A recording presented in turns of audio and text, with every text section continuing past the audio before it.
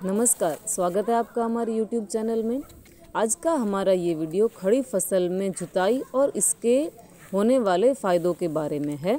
तो आप देख सकते हैं ये हमारी जो अरंडी की फसल है उसके बीच के जो पट्टे हैं, क्योंकि इसमें एक बार तो निराई हो चुकी है और इसके बीच के जो पट्टे हैं उसमें काफ़ी ज़्यादा घास है।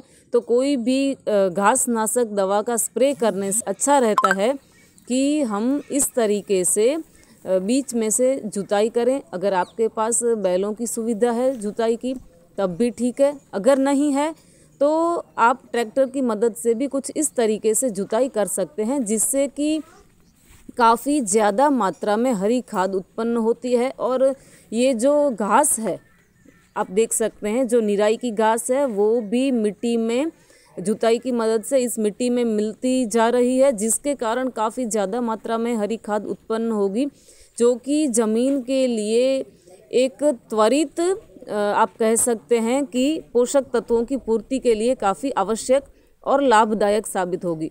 इसके अलावा जो खड़ी फसल है उसकी साइडों में से जो जुताई हो रही है, तो इसके कारण पूरी की पूरी जो ज़मीन है वो एकदम से फलद्रुप समतल हो जाएगी। और क्योंकि जुताई हो जाने के कारण ये हवा में से काफ़ी ज़्यादा मात्रा में ऑक्सीजन, नाइट्रोजन, इसके अलावा जो भी पोषक तत्व हैं पोटास, फॉस्फोरस इत्यादि जुताई के बाद ये सीधे तौर से एब्जॉर्व करके जो ये खड़ी फसल है, अरंडी की फसल है, इसमें इससे काफ़ी फ़ायदा आपको देखने को मिलेगा।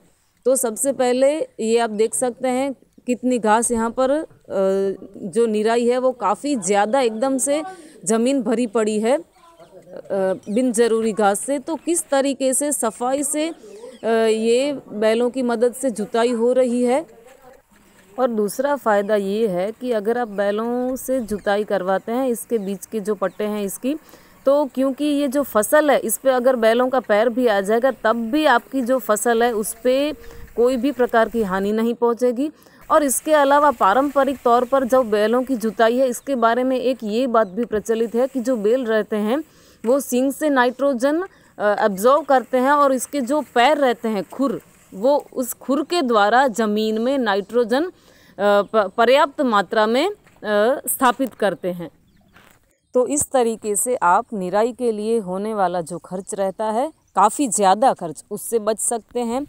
और जो घास नाशक दवाएं हैं उसका छिड़काव करने से और अपनी ज़मीन को ख़राब होने से भी बचा सकते हैं।